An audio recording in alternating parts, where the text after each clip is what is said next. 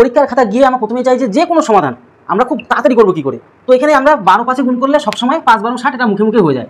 কিন্তু একটু বড় সড়ো আসলে মানে মাইক্রোসেকেন্ড বাঁচাতে পারলে তো আমাদেরই সুবিধা। তো সেক্ষেত্রে কী করবে, সবসময় কী করবে, এই যে সংখ্যাটায় যাই থাকুক 5-এর সাথে যেটাই গুণ থাকুক, এই 5-এর সাথে যেটা থাকবে 26-এর অর্ধেক কত 13 লিখবে আর একটা শূন্য বসিয়ে দেবে, অ্যান্সার হয়ে গেল। কোনো রকম টেনশন নেবে না। এই 48-এর অর্ধেক কত 24 আর একটা শূন্য বসিয়ে দেবে, ব্যাস। মানে এগুলো যদি জোর সংখ্যা থাকে তাহলে লাস্টে শূন্য বসিয়ে দেবে। এই যে 84-এর অর্ধেক কত 84 4 2 আমাদের 42 আর শূন্যটা বসিয়ে দেবে, যেহেতু জোর সংখ্যা তাই একটা শূন্য বসিয়ে দেবে।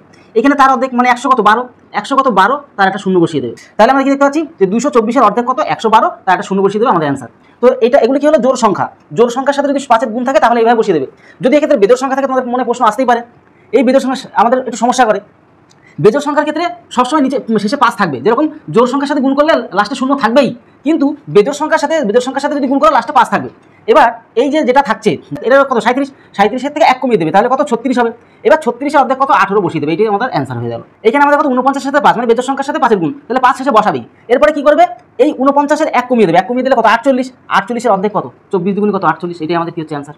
এবার দেখো মানে এটার অর্ধেক বানিয়ে দিলে তাহলে লাস্টে 5 তো বসাবেই, বেজোড়ের সাথে গুণ করলে লাস্টে 5 বসাবেই। এবার এই যে 99 থেকে 1 কমিয়ে দিলে কত হয় 90 কত 8 হয়, আর এটার অর্ধেক কত 4 আর এই কত 9, তাই না। এবার এটা কি আমাদের সঠিক অ্যান্সার হয়ে গেল। এই যে এটা 127 যেহেতু বেজোড় সংখ্যা তাই 5 তো বসবেই, কিন্তু 127-এর 1 কম কত 100 কত 26, এবার 126-এর অর্ধেক কত 6 আর 3, ব্যাস এটা আমাদের কি হলো অ্যান্সার হয়ে গেল। এইভাবে তোমরা শর্ট ট্রিক্সের মাধ্যমে তোমরা কিন্তু জিনিসগুলো আমাদের চ্যানেল থেকে শিখতে পারবে।